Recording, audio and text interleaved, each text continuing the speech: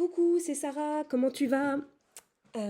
Alors aujourd'hui, je vais aborder l'avant-dernier épisode de la méthode de psychopathe.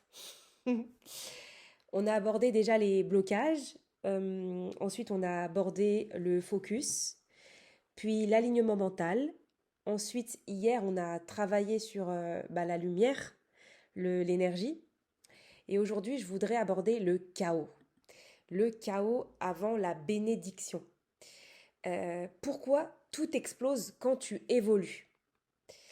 Euh, Ici, je voudrais aborder un sujet, c'est comprendre pourquoi l'évolution personnelle, la manifestation, la transformation intérieure déclenche parfois des turbulences et du chaos dans ta vie extérieure. Comment aussi accepter ces moments comme des signes de croissance et pourquoi les perturbations ne sont pas à fuir, mais à traverser, justement. Premièrement, c'est que lorsque tu t'engages sur le chemin de la manifestation et que tu changes ton énergie pour attirer ce que tu désires, tu es en train de t'élever et tu es en train de changer de fréquence vibratoire. Mais ce processus d'élévation, il n'est pas linéaire et il vient toujours avec des perturbations extérieures, forcément.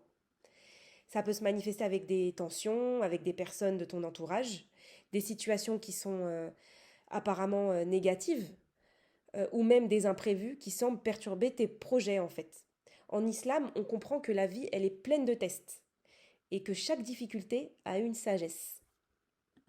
Surat Baqara, euh, verset 154, Allah dit: Ne dites pas de ceux qui sont tués dans le chemin d'Allah qu'ils sont morts. Au contraire, ils sont vivants, mais vous ne le ressentez pas. Ça nous rappelle là que même dans le chaos apparent, il y a une vie nouvelle qui se prépare. Les difficultés, c'est souvent un passage nécessaire pour aller dans une bénédiction plus grande.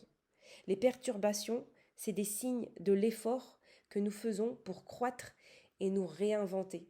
C'est des tests d'Allah. Changer son énergie aussi, c'est déstabiliser son environnement. Quand tu commences à manifester consciemment et que tu prends de la hauteur, ton énergie, elle change. Donc, par conséquent, ton environnement va réagir à ce changement, forcément.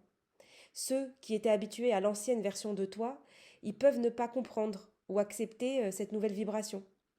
Et ça peut créer des tensions. Si toi, tu as l'habitude de dire oui à tout, mais que tu commences à dire non, bah, pour te protéger et t'affirmer, ton entourage pourrait réagir avec de la résistance ou de la compréhension. Ils vont se dire: ah, oh, d'habitude elle dit oui, là, il se passe quoi là? Et ce chaos extérieur, c'est simplement le reflet de ton changement intérieur. En islam, la notion de fitna c'est les épreuves, elle est essentielle. Le Coran nous dit dans la sourate 94, sourate l'ouverture: en vérité, avec la difficulté vient la facilité. Donc le chaos, c'est un test divin, c'est une forme de purification avant la bénédiction. Quand tu augmentes ta fréquence vibratoire, tu vas attirer la résistance extérieure. Et c'est les résistances naturelles du monde extérieur. C'est comme si tu montais dans une nouvelle dimension en fait. Et ceux qui restent dans l'ancienne dimension vont réagir à ce changement. Tu peux te sentir isolé, incompris, mais sache que c'est pas un échec, c'est un signe que tu évolues. Le chaos survient lorsque tu es confronté à tes anciennes croyances en fait et à tes schémas limitants. Ton monde extérieur, c'est un reflet de ton monde intérieur. Si tu changes tes croyances limitantes et que tu travailles sur ton alignement intérieur, tu vas nécessairement attirer des perturbations extérieures qui vont te forcer à rester aligné en fait et à ne surtout pas revenir en arrière. Et sache qu'ici, la pierre angulaire, c'est toi.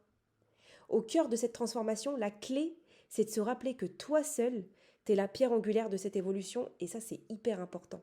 T'es le créateur de ta réalité et ton environnement ne doit pas te faire perdre la stabilité.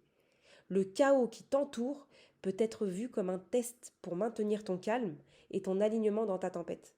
Mais tu dois rester centré. Je répète encore, de la sourate 5, le verset 5 de la sourate 94, et avec la difficulté, il y a la facilité. Cela signifie que même dans les moments de chaos, il y a un potentiel, il y a un potentiel de bénédiction cachée en fait. C'est un moment pour renforcer ta foi, pour avoir confiance en toi et dans le processus divin. Croire que tu es sur le bon chemin, même quand tout semble se défaire, c'est un acte de foi essentiel et puissant en fait. Donc je t'invite ici à observer sans réagir. Ne pas retomber dans l'ancien schéma. Donc surtout ne pas réagir. L'un des plus grands défis du chaos, c'est de ne pas réagir de manière impulsive. Quand les perturbations extérieures surgissent, c'est important de ne pas retomber dans l'ancien schéma où tu réagissais par la peur, la colère, l'anxiété, parce que ça réveillait des blessures en toi. Blessures de la peur de l'échec, blessures de rejet, blessures de l'abandon. Ce type de réaction, c'est un frein à ta manifestation. Et l'islam nous enseigne le contrôle de soi. Et c'est exactement ce que nous devons faire pendant les moments de turbulence. Le prophète disait « Celui qui croit en Allah et au jour dernier doit dire du bien ou se taire. » Ça, c'est un hadith de Sahih al-Bukhari.